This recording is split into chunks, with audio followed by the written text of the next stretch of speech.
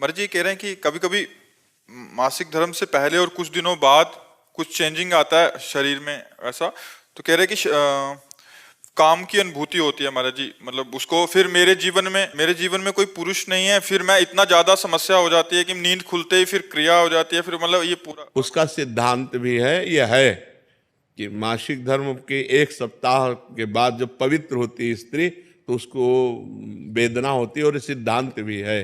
तो अब उसको सहना पड़ेगा। जब पति नहीं है तो व्यभिचार की आज्ञा तो शास्त्र देता नहीं है।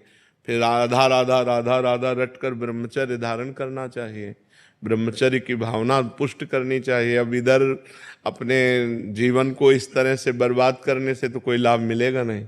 अगर हम अन्य प्रक्रियाओं को स्वीकार करते हैं तो वो सब निषेध ही हैं, वो हमारे जीवन को नष्ट ही करेंगी। तो हमें लगता है कि या तो पुरुष का वरण कर ले, किसी सदपुरुष का वरण कर ले और अपनी गृहस्थ धर्म से रहे, और या फिर उसको सहन करके ब्रह्मचारी बना रहे।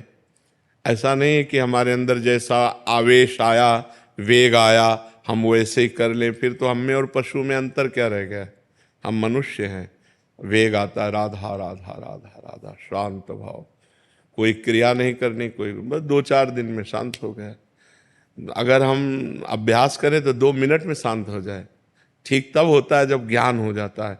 तो खूब भजन करो, ब्रह्मचर्य से रहो, भगवान से रो, कोई इधर उधर की क्रियाएं मत करो। और आजकल जैसे व्यवहार हो रहे हैं कि आज इस पुरुष से कल उस पुरुष से